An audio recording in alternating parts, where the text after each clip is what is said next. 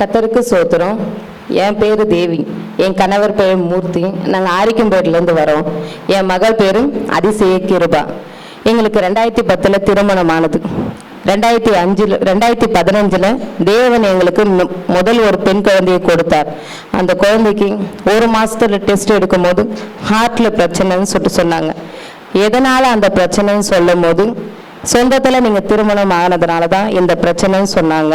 அதுக்கப்புறம் ஒரு 8 மாதத்தில் மகளால் முடியல. அந்த மகள் இறந்துட்டாங்க. ரொம்ப கஷ்டத்தில் தான் இருந்தனாங்க. அதோடு எங்களுக்கு கர்ப்பத்தின் கனியே இல்லை. ஐயா அதுக்காக எங்களுக்கு கஷ்டப்பட்டு ஜெபிச்சாரு. ஜெபிச்சது நிமித்தம் 2022 மறுபடியும் நான் கர்ப்பம் தரித்தேன். அந்த நேரத்தில் அந்த டாக்டர் மதியில் இதே பிரச்சனை தான் வரும்னு சொல்லிட்டு சொன்னதுனால மெடிஸ்கானில் போய் நாங்கள் டெஸ்ட் எடுத்தப்போவும் அந்த எந்த பிரச்சனையுமே தெரியல. இதோட குழந்தை பிறந்த பிறகு தான் நீங்கள் டெஸ்ட் எடுத்து பார்க்க முடியும்னு சொல்லிட்டாங்க. அந்த நேரத்தில் மகள் பிறந்திருக்கும் போது தேவன் எங்களுக்கு முதல் குழந்தைய அபிஷேக கிருபான்னு சொல்லிட்டு இந்த இடத்துல ஐயா மூலயமா ஜெபித்தது மூலயமா பேர் வச்சோம். ஹாஸ்பிட்டலில் பேசின்னு இருக்கும்போது என் அக்கா கிட்ட நான் 2வது மகளுக்கு அதிசய கிருபான் தான்க்கா பேர் வைப்பேன்னு சொன்னேன். ரிச்சார்ஜ் ஆகி நான் இந்த சர்ச்சிற்கு வரும்போது ஐயா சொன்ன ஒரே வார்த்தை, இந்த மகளுக்கு நீ அதிசயான்னு பேர் வைக்கணும்னு சொன்னார்.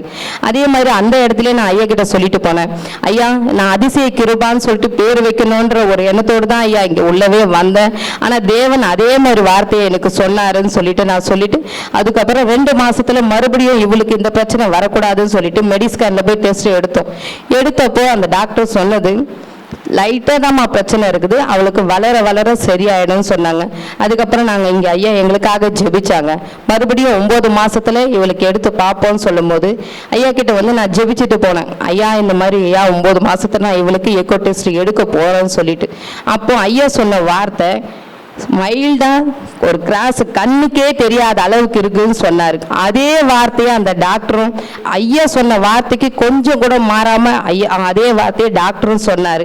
அந்த இடத்துல தேவன் சாட்சியா நின்னாரு. அதுக்கப்புறம் 2 வயசுல மறுபடியும் எடுத்து பார்ப்போம் சொல்லிட்டு சொல்லும் போது எனக்கு ஒரு பயம் வந்துடுச்சு. முதல் பிள்ளைக்கு அந்த மாதிரி ஆச்சு, இதுவும் அந்த மாதிரி. ஆனமா ஜெபத்துல பிறந்த பிள்ளை, அது ரொம்ப கஷ்டம். இந்த இடத்துல நான் நிக்கிறது தேவன் எனக்கு அற்புதமா கொடுத்தாரு. மறுபடியும் இந்த பிரச்சனை வரக்கூடாதுன்னு சொல்லிட்டு நான் ரொம்ப கஷ்டப்பட்டேன். ஒவ்வொரு வாரம் சனிக்கிழமை வரும்போதும் தீர்க்கதரிசன பகுதியில் இவ்வளவு கூப்பிட்டு தேவன் விடுதலை கொடுக்கணும்னு சொல்லிட்டு நான் ஜெபத்தோடு உட்கார்ந்துருப்பேன். அந்த நேரத்தில் 3 பேர் இருதயத்துல பலவீனமா இருக்கீங்க வாங்கன்னு சொல்லிட்டு ஐயா கூப்பிட்டாரு. அந்த நேரத்தில் என் மகளை கூட்டின்னு வரும்போது ஒரு ஆவிதாமா இவளை கஷ்டப்படுத்துதுன்னு சொல்லிட்டு சொன்னாரு. அந்த நேரத்துல இவளுக்கு விடுதலை கிடைச்சிருச்சு. ஹாஸ்பிட்டல்ல எனக்கு அப்பாயின்மெண்ட் போட்டு கொடுத்தாரு. அப்போ செல்வகுமார் டாக்டர் குழந்தை டாக்டர் கிட்ட போயிட்டு நாங்கள் நேற்றைய தினத்துல போய் செக் பண்ணோம். அப்பவும் ஐயா கிட்ட இங்க ஜெபிச்சுட்டு போகும்போது ஐயா சொன்ன ஒரே வார்த்தை, 100% உனக்கு அற்புதம் நடக்கும், உன்னோட நம்பிக்கையோடு போ, உன் நம்பிக்கை வீண் போகாதுன்னு சொன்னாரு. அதே மாதிரி எக்ஸ்ரே எடுத்தாங்க, இசிஜி எடுத்தாங்க. ஆனால் டாக்டர் மத்தியில் நான் எதுவுமே கேட்கல. ஏன்னா மனுஷன் கிட்ட கேட்கக்கூடாது. தேவன் சொன்ன வார்த்தையின் மூலமா போனேன். எக்கோ டெஸ்ட் எடுக்கும் போது நான் அழுதுக்குனே தான் இருந்தேன். என் மகள் என்னை பார்த்து என்னம்மான்னு கேட்டா. ஒன்றுமே இல்லைனே நான் சொல்லிட்டு சொன்னேன். நான் அந்த நேரத்தில் அவங்க ஏதோ பேசுறாங்க, ஆனா எனக்கு எதுவுமே புரியல. அதுக்கப்புறம் செல்வகுமார் டாக்டர் பார்த்துட்டு இவளுக்கு ஹார்ட்ல பிரச்சனையே இல்லைம்மா, இனிமே நீங்க எக்கோ டெஸ்ட் எடுக்க வேணாம்னு சொன்னாரு. ஏன்னா 5 வயசுல எடுக்கலாம் 10 வயசுல எடுக்கலாம்னு சொல்லல. இனிமே எக்கோ டெஸ்ட் இவளுக்கு எடுக்க வேணாம்னு சொல்லிட்டு 100 மடங்கு 100% எனக்கு அற்புதம் செய்தாரு. கர்த்தர் தாமே இந்த சாட்சியை ஆசீர்வதிப்பாராக. ஆமென். கர்த்தருடைய பரிசுத்த நாமத்துக்கு சோத்திரம். தலைப்பு முடிவு பரியந்தம். இந்த தலைப்பிலே ஆவியானவரே பேசுவாராக. மத்தேயு சுவிசேஷம் 28 அதிகாரம் 18, 19 வசனம். அப்போது இயேசு சமீபத்தில் வந்து அவர்களை நோக்கி, வானத்தில் பூமியிலும் சகல அதிகாரம் எனக்கு கொடுக்கப்பட்டிருக்கிறது.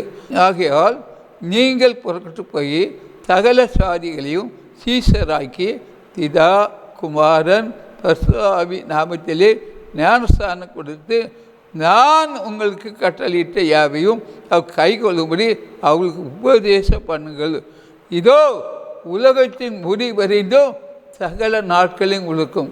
இயேசுப்பா இந்த உலகத்திலே ஊழியத்தின் பாதை இருக்கும்போது சீசர்களுக்கு கட்டளையாக சொன்னது. அப்படி என்றால் அருமையான தேவச்சனமே, இந்த நிகழ்ச்சியை 7 கட்டத்தில் பார்க்குறீங்க. என்ன சொன்னார் இயேசு? என்ன சொன்னார்? 10:28 அதிகாரத்தை 18, 19, 20 இயேசு சமீபத்தில் வந்து அவளை நோக்கி, வானத்தில் பூமியிலும் சகல அதிகாரம் எனக்கு கொடுக்கப்பட்டிருக்கிறது. ஆயால் நீங்கள் புறப்பட்டு போய் சகல சாதிகளின் சீசராக்கி பிதா, குமாரன், பரிசுத்தாவியின் நாமத்திலே அவள் ஞானஸ்தானம் கொடுத்து, நான் உங்களுக்கு கட்டளிட்ட யாவையும் அவள் கை கொள்ளும்படி அவளுக்கு உபதேசம் பண்ணுங்கள். இதோ உலகத்தின் முடிவடைந்தும் சகல நாட்களும் உலர்கள் ஆண்டு கட்டளையாக சொன்னது என்றால், மனம் திரும்பி ஒரு ஞானஸ்தானம் பெற்றுக்கொள்ளணும் என்று சொன்னார். ஞானஸ்தானம் பெற்றுக்கொள்ளணும், ஞானஸ்தானம் கொடுக்க சொன்னார். நீங்கள் புறப்பட்டு போய் சகல சாதிகளையும் சீசராக்கி பிதா, குமாரன், ஞானஸ்தானம் கொடுத்து, நான் உங்களுக்கு கட்டளிட்ட யாவையும் அவளுக்கு கை கொள்ளும்படி உபதேசம் பண்ணுங்கள். இதோ உலகத்தின் முடிவென்றும் சகல அவர் கட்டளிட்டு உபதேசம் பண்ணுங்கள். வேதத்தில் உள்ள ஒவ்வொரு வசனத்தையும் என்றால் அவங்க சொல்லணும், சொல்லணும். நான் வேத ஒவ்வொரு வசனத்தையும் என்று அவங்களுக்கு சொல்லணும். அவர் சொல்லும்போது அந்த வார்த்தை அவங்களுக்கு 1:30, 1:60 ஊராக பலன் கொடுக்கும். நாம் எதை விதைக்கிறோமோ என்றால் மார்நாள் விதைக்கிற விதை 1:30, 100 பழகும். நாம் விதைக்கிற விதையானது 1:30, 100. அப்போ வேதத்தில் ஒவ்வொரு எழுத்தையும் என்றால் நாம் என்ன செய்யணும்? 7 கண்ட மக்களுக்கும் சொல்லணும். சொல்லும்போது தான் சொல்லி அவளுக்கு மனம் திரும்பலுக்கு வச்ச ஞானஸ்தானத்தை கொடுக்கணும். இந்த அதிகாரத்தை ஆண்டு மத்திய 28, 18, 19 கொடுத்திருக்கிறார். அதனால் நான் உங்களுக்கு கட்டளிட்ட யாவையும் அவளுக்கு கை கொள்ளும்படி அவர் என்ன கட்டளிட்டிருக்காரோ இந்த உலகத்தில் ஊழியத்திலிருந்து அதை அவங்க கை கொள்ளும்படி நம்ம சொல்லணும். அவருக்கு கை கொள்ளும்படி அவளுக்கு உபதேசம் பண்ணுங்கள். இதை உலகத்தின் முடிவு பெறிந்தும் சகல நாட்களிலும் நான் உங்களோடு கூட இருக்கேன். தேவன் மட்டும்தான் நம்ம உலகத்தின் முடிவு இருக்கிறார். இது எல்லாரும் எல்லா நாளும் இருக்க முடியாது. கொஞ்சம் வருஷம் இருப்பாங்க, கொஞ்ச நாள் இருப்பாங்க, போயிடுவாங்க, கடந்து போய். ஆனால் தேவன் அப்படி இல்லை. உலகத்தின் முடிவு வரையும் சகல நாட்களிலும் நாங்களோடு கூட இருப்பாங்கிறார். அப்போ ஆண்டவராக இயேசு தான் கடைசி வரையிலும் நான் உலகத்தை பிறந்ததிலிருந்து உலகத்தை கடந்து போகும்போது ஒவ்வொரு நிமிஷமும், ஒவ்வொரு மணி நேரமும், ஒவ்வொரு நாளும், ஒவ்வொரு மாதம், வருஷமும் இருப்பார் என்பது இது நிச்சயம். இது எல்லாம் நாம் சம்பாதித்த வீடு இருக்காது, சம்பாதித்த நிலம் இருக்காது, நான் வாங்கி வச்சுக்க என்ற பொருட்கள் இருக்காது, என்றால் எதுவுமே இருக்காது. நான் விரும்பி வாங்கி ஒரு பொருள். ஆனால் நம்முடைய தேவன் இதோ உலகத்தை முடிவெடுத்தும் சகல நாட்களிலும் நாங்களோடு அவர் எப்பவும் இருக்கிறார். அவர் தான் ஆண்டவராக இயேசு கிறிஸ்து. அதான் நமக்கு கொடுத்த தலைப்பு முடிவு வரைந்தோம். இந்த தலைப்பிலே ஆண்டு பேசுகிறார். மார்க் சுவிசேஷம் 13வது அதிகாரம் 13வது வசனத்தை பார்க்கும்போது, என் நாமத்தை நிமித்தம் எல்லாராலும் பகைக்கப்படுகள், முடிவு வரைந்தும் நிலையிருப்பவனே ரசிக்கக்கூடாது. என் நாமத்திலே எல்லாராலும் பகைக்கப்படுவீர்கள், முடிவு வரைந்து நிலை நிற்கவே ரசிக்கப்படுவான். அவருடைய நாமத்தை நிமித்தம் எல்லாராலும் பகைக்கப்படுவீர்கள், முடிவு வரைந்தும் நிலை நிற்பவனே ரசிக்கப்படுவான். அப்போ நமக்கு இந்த உலகத்தில் எல்லாராலும் பகைகள் வரும். ஆனால் வேதம் சொல்கிறது முடிவு வரைந்த நிலை நிற்கவும் தான் ரசிக்கப்படுவார். இன்றைக்கி அநேகர்கள் ஏன்னா முடிவு நிலை நிற்கிறதில்லை. சில சூழ்நிலைகள், சில கஷ்டங்கள், நெருக்கங்கள், பிரச்சனை வரும்போது எல்லாம் மறுதளிச்சு போயிடுவாங்க. ஆனால் வேதம் என்ன சொல்கிறேன்னா, என் நாமத்தின் நீ எல்லாராலும் பகைக்கப்படுவீர்கள், முடிவு வந்து உங்கள் கணவரால், மனைவியால், உறவினால், கிராம மக்கள்னால பகைக்கப்படுவீங்க. ஆனால் வேதத்தில் சொல்லுகிறது நாமத்தை மித்தம் எல்லாராலும் பகைக்கப்படுவீர்கள், முடிவு பண்ண நிலை இருக்கதே ரசிக்கப்படுவான். அப்போ முடிவு பண்ண நிலைக்கு தான் ரசிக்கப்படுவான். கஷ்டங்கள் வரும்போது, கண்ணீர் வரும்போது, பிராப்தம் வரும்போது, பிரச்சனை வரும்போது நான் தேவ சமூகத்தில் ஓடிறியும். ஆனால் அவங்க அந்த ரட்சிப்பை சிலுவையிலே தந்த ரட்சிப்பை நான் இழந்து போகிறோம். அப்படி இல்லை. அதான் ஆண்டு சொல்கிறார், முடிவடைந்தையும் நாம் நிலை நிற்கணும். அதான் ஆண்டு சொல்கிறார், என் நாமத்திலும் எல்லாராலும் பாதிக்கப்படுவீர்கள். முடிவு நிலை நிற்கவே அவன் முடிவு நிலைக்கணும். எத்தனையோ போராட்டங்கள், எத்தனையோ பிரச்சனைகள், எத்தனையோ கஷ்டங்கள், எத்தனையோ கண்ணீர்கள், எத்தனையோ துக்கங்கள், எத்தனை அவமானங்கள், பிரச்சனைகள் வரும். இதை எப்படி மேற்கொள்வது? முடிவெடுத்து நிலை நிற்கதான் ரசிக்கப்பட முடியும். இல்லைன்னா அந்த ரசிப்பை இழந்து போவார்கள். ஏனென்றால் ஆண்டு சொல்ல அவங்களுக்கு நமக்கு இந்த ஒரு போராட்டம் உண்டு. போராட்டம் இல்லைன்னு சொல்லலை. அந்த போராட்டத்தை எப்படின்னா தேவத்தினால் தான் மேற்கொள்ளும். உலகத்தில் வானமண்டல பொல்லா செய்திகள் மித்தம் நமக்கு போராட்டம் உண்டு. அந்த போராட்டத்தை ஜெயிக்கணும்னா நாம் ஜெபத்தில் உறுதியாக தரித்து இருக்கும்போது, ஜெபிக்கும்போது, அது எந்த ஒரு போராட்டம் வந்தாலும் அந்த போராட்டத்தை இயேசு ஒருவர் தான் எடுத்து போட முடியும். யார் ஒருவராலும் எடுத்து போட முடியாது. அதான் அவர் சொல்லுகிறார், என் நாமத்தை மிச்சம் எல்லாராலும் பாதிக்கப்படுவீர்கள். முடிவு வருது நிலை நிற்கவில்லை. முடிவு பரிந்தையும் நாம் நிலை நிற்கணும். அவங்க தான் ரசிக்கப்பட முடியும். இல்லைன்னா ரசிப்பு இழந்து போவார்கள் வேதம் சொல்கிறது. 1 கொரிந்தியர் 1வது அதிகாரம் 8வது வசனத்தை பார்க்கும்போது, நம்முடைய கர்த்தராக இயேசு கிறிஸ்து நாளிலே நீங்கள் குற்றம் சாட்டப்படாதவர்களாகி இருக்கும்படி முடிவு வரைந்தும் அவர் உங்களை சிறப்படுத்துவார். 1:8 நம்முடைய கர்த்தராக இயேசு கிறிஸ்துவின் நாளிலே நீங்கள் குற்றம் சாட்டப்படாதவர்களாய் இருக்கும்படி முடிவு வரைந்தும் அவர் உங்களை சிறப்படுத்துவார். இங்கே ஆண்டவர் வார்த்தை, முடிவு வரைந்த நிலருக்கு ரட்சிக்கப்படுவார். நம்முடைய கர்த்தராகிய இயேசு கிறிஸ்து நாளிலே நீங்கள் குற்றம் சாட்டப்படாதவர்களாய் இருக்கும்படி முடிவு வரைந்தும் அவர் உங்களை சிறப்படுத்துவார். முடிவு வரைந்தும் என்று ஆண்டோட வார்த்தை, முடிவு வரைந்தும் சிறப்படுத்தும்படி அவர் சிறப்படுத்துவார். முடிவு வரைந்தும் எத்தனையோ சூழ்நிலைகள் மாறும் உலகத்தில். காரணம் அது எப்படி வந்தாலும் அதை இயேசு நாமத்தை அப்புறப்படுத்தி அது முடிவு வரைந்தும் அவர் உங்களை சிறப்படுத்துவார் என்று வேதம் தெளிவாக சொல்கிறது. 1 கொரிந்தியர் என்றால் 1வது அதிகாரம் 8வது வசனம். mighty Jesus, mighty my Lord. ஆண்டவருக்கு உத்தரம். எபிரேயர் புத்தகத்திலே 3வது அதிகாரம் 6வது வசனத்தை பார்க்கும்போது இங்கே ஆண்டு வார்த்தை சொல்லப்பட்டிருக்கு. கிறிஸ்துவோ அவருடைய வீட்டிற்கு மேற்பட்டவராக குமாரனை முன்மை உள்ளவராக்கிறார். நம்பிக்கையினாலே உண்டாகும் தைரியத்தையும் நேர்மை பாராட்டாலும் முடிவு வரைந்தையும் உறுதியாய் பற்றி கொண்டு ஆகியில் நாமே அவருடைய வீடாயிருப்போம். இந்த எபிரேயர் 3:6 கிறிஸ்துவோ அவருடைய வீட்டிற்கு ஏற்பட்டவரான குமாரனாக உண்மை உள்ளவராய் இருக்கிறார். நம்பிக்கையினாலே உண்டாகும் தைரியத்தையும் நேர்மை பாராட்டாலையும் முடிவு வரைந்தையும் உறுதியாய் பற்றி கொண்டு ஆகியில் நாமே அவர் வீடாக இருப்போம். அப்போ அவருடைய வீடாக இருக்கணும்னா நம்பிக்கையிலே உறுதியாக இருக்கணும். இதான் ஆண்டு சொல்ல, நம்பிக்கையிலே உறுதியாக இருக்கணும். அதுதான் கிறிஸ்துவோ நம்முடைய வீட்டிற்கு ஏற்பட்டவராக குமாரனாக உண்மை உள்ளவராய் இருக்கிறார்.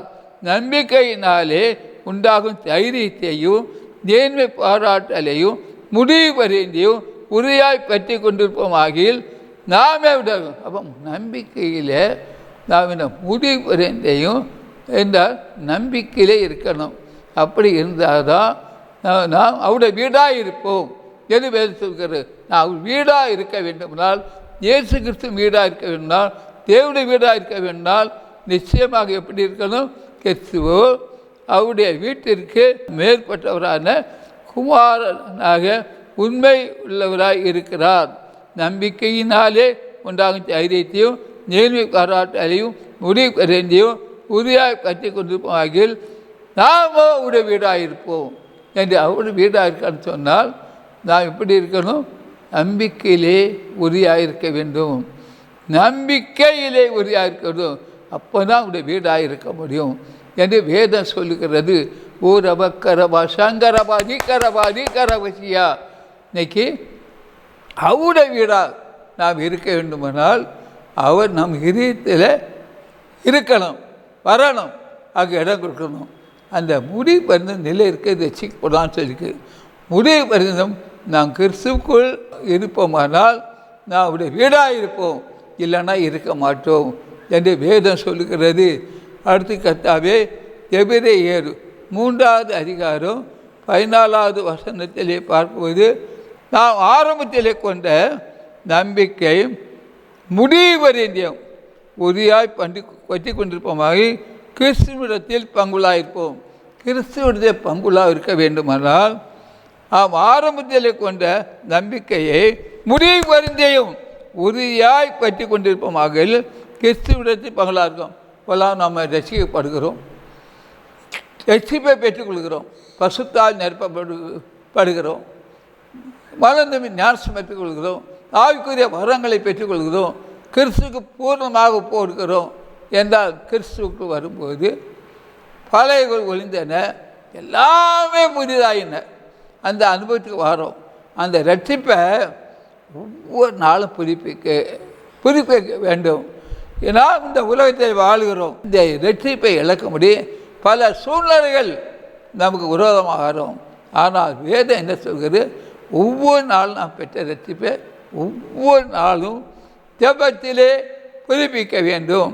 அதுதான் அந்த ரட்சிப்பை இழக்க முடியாது.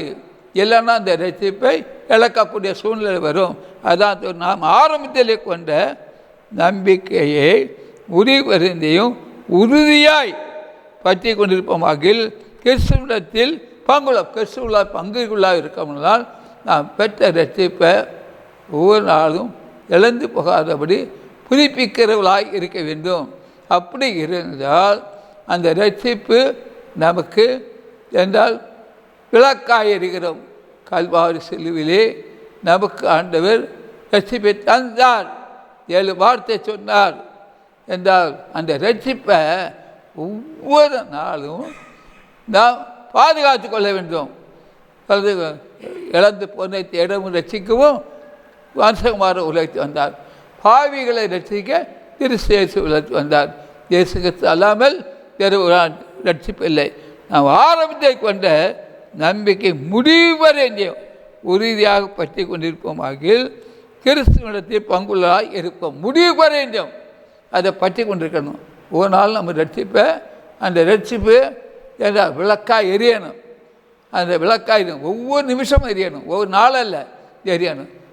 அப்போந்தான் நான் கிறிஸ்துவனிடத்தில் பங்குள்ளாய் இருக்க முடியும் என்று வேதம் சொல்லுகிறது. அப்போ ஒவ்வொருவரும் நிகழ்ச்சி பார்க்கும்போது நாம் ஆரம்பத்தில் கொண்ட நம்பிக்கையை முடிவரையும் உறுதியாய் பற்றி கொண்டிருப்போமாகில் கிறிஸ்துவிடத்தில் பங்குள்ளாக இருப்போம். பங்குள்ளாக இருக்கன்னா முடிவறிந்த அந்த ரட்சிப்பை நாம் பாதுகாத்து கொள்ள வேண்டும். அந்த ரட்சிப்பை இழந்து போகக்கூடாது.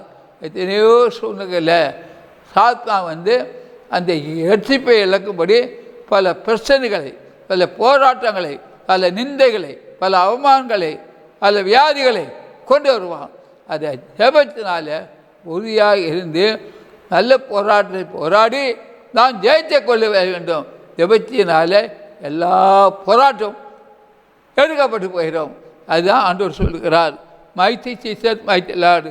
இங்கே எபிரேயர் 6வது அதிகாரம் 12வது வசனத்தை பார்க்கும்போது, உங்களுக்கு நம்பிக்கையில் பூர்ண நிச்சயமாகும்படி, உங்களுக்கு நம்பிக்கையில் பூர்ண நிச்சயமாகும்படி நீங்கள் யாவரும் முடிவறிந்தோம் அப்படியே ஜாக்கிரதையை காண்பிக்க வேண்டும் என்று ஆசையாக இருக்கிறோம் என்று சொல்லப்படுகிறது. எப்படி என்றால், உங்கள் நம்பிக்கையில் பூர்ண நிச்சயம் உண்டாகும்படி நீங்கள் யாவரும் முடிவறிந்தும் அப்படியே ஜாக்கிரதையாக காண்பிக்க வேண்டும் என்று ஆசையாக இருக்கிறோம் என்று அவன் நம்பிக்கையிலே முடிவரையும் அந்த நம்ம அவருடைய ஆசை எப்படி என்றால் ஆசையாக இருக்கிறோம். அந்த பெற்ற அந்த விடுதலையை, சமாதானத்தை, சந்தோஷத்தை, ரட்சிப்பை, அந்த ஞானஸ்தானத்தை, அபிஷேகத்தை, பரிசுத்தத்தை நாம் என்றுமே காக்கிறவர்களாக இருக்க வேண்டும். அதுதான் உங்களுக்கு நம்பிக்கையில் பூரணமாய் உண்டாகும்படி நீங்கள் யாவரும் முடிவிருந்த அப்படியே ஜாக்கிரதை காண்பிக்க வேண்டும் என்று ஆசைப்படுகிறேன். ஆண்டு இயேசப்பா ஆசைப்படுகிறார். அப்போ நம்ம பெற்ற ரட்சிப்பை அல்லது முடிவு வரைந்த இந்த உலகத்தை இருக்க நாட்கள், ஒவ்வொரு நிமிஷமும், ஒவ்வொரு மணி நேரமும், ஒவ்வொரு நாளும், ஒரு மாதம் நம்ம காத்து உள்ளலாம் இருக்கணும். அதுதான் ஆசைப்படுகிறார். நம்ம ரட்சிப்பை இழந்து போகாதபடி புதுப்பிக்கப்பட்ட ஒரு மகளாக நாம் இருக்க வேண்டும். அப்படி ஜெபத்தில் உறுதியாக இருக்கும்போது அந்த ரட்சிப்பு வளர்ந்து கொண்டு இருக்கும். 130 இல்லை, 160, 100 இல்லை, கோடியில் பலகணி வரும் என்றால் அதுதான் ஆண்டு சொன்னார். ரட்சிக்கப்பட்ட ஜனங்களுக்கு பானவன் யார் என்று சொன்னார். ரட்சிப்பு கல்வாரி சொல்ல பூச்ச பூ, உலகத்தை பூச்ச பூ இல்லை. அது ஒரு நாள் பூச்சி அடுத்த நாள் பாடி போயிடும். ஆனால் ரட்சிப்பு அப்படி இல்லை, முடிவு வரையும் நம்மளோடு வாசம் செய்யணும். அதுதான் சிலுவின் உபதேசம், கெட்டுபோலுக்கு பாய்த்தியம். ரட்சிக்கப்படுறமுக்கோ தேவெல்லாம் இருக்காது. அந்த ரட்சிப்புக்கு என்ன செய்யணும்? ஒவ்வொருவரும் வேதத்தை வாசிக்கணும், ஊக்கமாக ஜெபிக்கணும் என்ற அன்றைக்கி அன்றையுடைய வாழ்க்கையில் ரட்சிப்பை பெற்றுக்கொள்ளார்கள். ஆனால் கொஞ்ச நாளில் இழந்து போடுறாங்க. அவளுக்கு ரட்சிப்பு சம்மந்தம் இல்லை. பேர் வைக்கிறாங்க, கிறிஸ்தவ பேர் வைக்கிறாங்க. அந்த பேருக்கு முக்கியம் இல்லை. பேர் வைக்கிறது முக்கியம் இல்லை, மனம் திரும்பலாம் முக்கியம். அந்த ரட்சிப்பை ஒவ்வொரு நாளும் புதுப்பிக்கணும். ஒவ்வொரு நாளும் நாம் இந்த உலகத்தை வாழுகிறோம். அதனால் பல சூழ்நிலைகள் நமக்கு உறவு வரும். குடும்பத்தின் மூலம் வரும், மனைவிகள் மூலம் வரும், கணவர் மூலம் வரும், அருமையான பிள்ளைகள் மூலம் வரும், உறவுகள் மேல் வரும், வேலை செய்கிற இடத்தில் வரும். எல்லாவற்றிலும் நாம் சாட்சியாக நாம் இருந்து அந்த ரட்சிப்பை காற்றுக்கொள்ள வேண்டும். எப்படியா அந்த ரட்சிப்பை எடுக்க இழந்து போகும்படி பல சூழ்நிலைகளை சத்துரு கொண்டு வருவான். அதுக்கு இடம் கொடுக்கக்கூடாது. அதான் செல்வியின் உபதேசம், கெட்டுபோலுக்கு பாக்கியம். ரட்சிக்கப்படுறவங்க தேவை முடிவு வரைந்தும் அந்த ரட்சிப்பை காத்து கொள்ள வேண்டும். அப்போ தான் பூர்ணமான ஒரு வளர்ச்சி அடையும். அதனால் ஆசீர்வாதம் வரும், சமாதானம் வரும். இல்லைன்னா வராது. நிறைய விட வாழ்க்கையில் பார்க்குறோம். இன்றைக்கி நான் ரட்சிக்கப்பட்டேன், நான் முடிவு வந்தேன், கற்றுக்கு சாட்சியாக இருப்பேன்னு சாட்சி கொடுக்குறாங்க. அதை உடனே இழந்து போடுறாங்க. அப்படி இருக்கக்கூடாது. ரட்சிப்பு கல்வாரி செலுவிலே பூச்சப்பூ. அந்த பூ எப்போதும் மனம் வீசும். அதுக்காக ஆயத்தமாக இருக்கணும். இப்போ இந்த நிகழ்ச்சியை பார்க்குறவங்களுக்காக நான் ஜெபிக்க போகிறேன். 7 கடத்து பார்க்குறதுக்காக நான் ஜெபிக்க போகிறேன். 10:35 பாய் உங்களால் திறப்பேன், உலக தோற்றம் முதல் வரை போல வெளிக்கடத்துவேன் என்று தீர்க்கதரிசி உரைக்கப்பட்டு நிறைவேறினது. கர்த்தர் உங்களை புல்லுள்ள இடங்களில் மேய்த்து அமர்ந்த தண்ணீர் நடத்துகிறார். ஒரு கோதுந்தடியும் தேய்க்கும். 1 அதிசயமா, 2 அதிசயமா, 3 அதிசயமா, 4 அதிசயமா, எல்லா அதிசயமும் நடக்குது. உங்கள் வீடு கட்டப்படணும், உங்கள் குடும்பம் கட்டப்படணும், நீங்கள் கட்டப்படணும், எல்லோரும் கட்டப்படுவீர்கள்.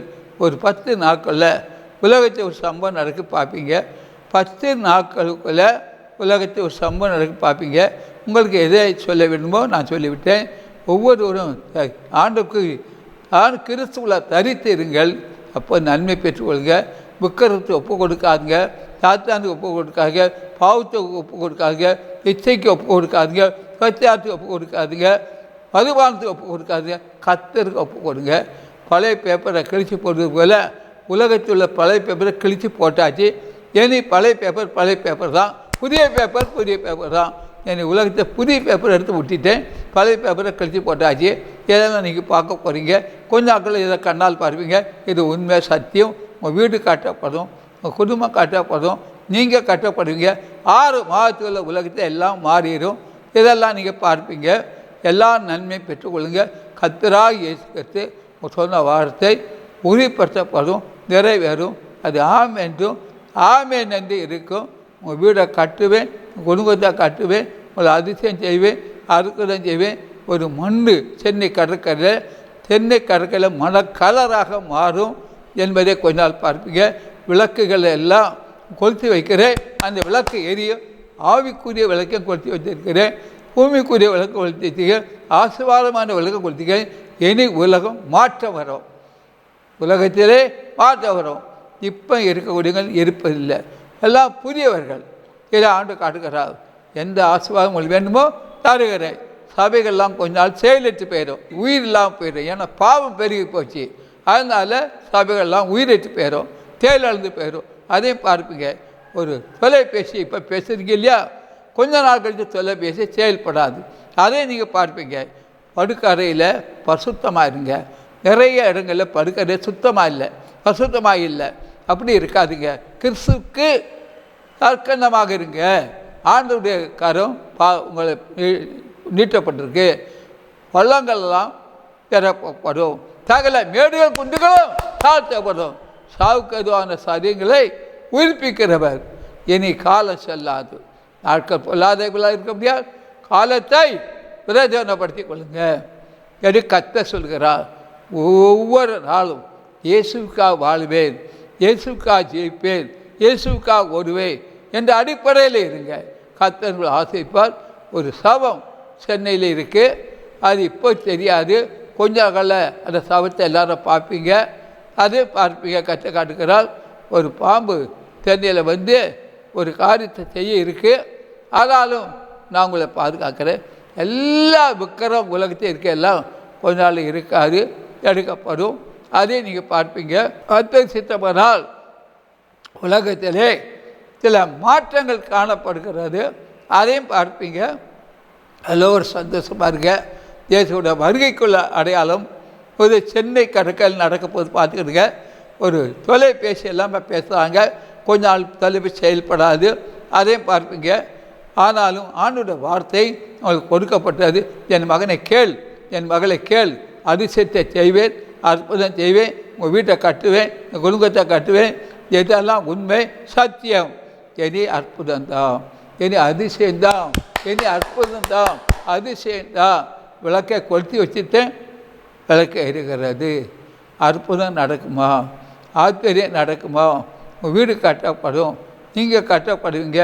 உங்களுக்கு ஒரு அதிசயமா, 2 அதிசயமா, 3 அதிசயமா, எல்லா அதிசயமும் நடக்கிறது. ஒரு அற்புதம், 2 அற்புதம் இல்லை, 3 அற்புதம் நடக்கிறது. உங்களை ஆசீர்வதிக்கிறேன். நீங்கள் ஆசீர்வாதமாக இருப்பீங்க.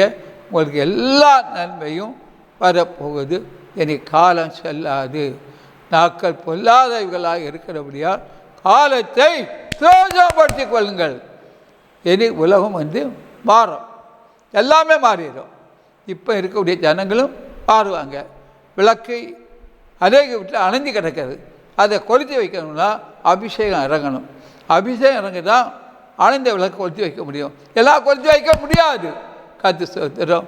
நிகழ்ச்சியை பார்க்குற ஒவ்வொருவரையும் தனியாக ஆசீர்வதியும், குடும்பமாக ஆசீர்வதியும். இந்த ஆண்டவரே நிகழ்ச்சி உங்களுக்கு ஆசீர்வாதமாக இருக்குன்ற சந்தேகம் இல்லை. உங்களுக்கு தொலைக்காட்சிக்கு ஒருத்த தாங்குங்க. அதே போல் இந்த ஊழியத்துக்காக நீங்கள் செவிங்க. ஒவ்வொரு நாளும் ஜெபம் பண்ணுங்க. 1 நிமிஷமோ 5 ஜெபம் பண்ணுங்க. கர்த்தர் உங்களை விசேஷ முறையில் ஆசீர்வதிப்பாராக. நீங்கள் ஆசீர்வாதமாக இருப்பீர்கள். ஆமே ஆமே. எங்களுடைய வங்கி விலாசம் S Thangasamy, bank of Baroda, Ambattur branch. Account number 05330100023359.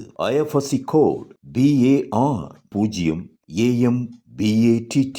மேலும் தேவ ஊழியரை நீங்கள் தனித்தனியாக சந்தித்து ஜெபிக்க விரும்பினார் ஒவ்வொரு நாளும் அதிகாலை 5 மணி முதல் காலை தொழுகையில் நீங்கள் கலந்து கொண்டு சகோதரர் அவர்களை சந்தித்து ஜெபித்துக் கொள்ளலாம். மேலும் விவரங்களுக்கு தொடர்பு கொள்ள சுவிசேஷகர் எஸ் தங்கசாமி. தொலைபேசி எண் 26574550,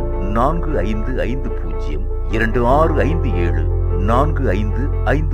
செல்போன் 9383344445. புத்தூர் அதிசய பராக்கா தீர்க்க தரிசன ஊழியங்கள் நடத்தும் பரிசுத்த உபவாச ஜெப கொடுகை நடைபெறும் இடம் அதிசய பராக்கா தீர்க்க தரிசன ஊழியங்கள் 71 மௌனசாமி மடம், அம்பத்தூர் ஓச்சி.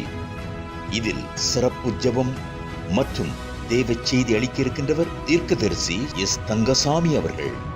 அன்பானவர்களே, இந்த உபவாச கூட்டத்தில் கலந்து கொண்டு தேவ ஆசீர்வாதங்களை பெற்று செல்ல அன்புடன் அழைக்கப்படுகின்றனர். தேதிகளுக்கும் மேலும் ஆலோசனைகளுக்கும் நீங்கள் தொடர்பு கொள்ள வேண்டிய முகவரி சுவிசேஷகர் எஸ். தங்கசாமி, 71 மௌனசாமி மடம், அம்பத்தூர் ஓச்சி, சென்னை 53.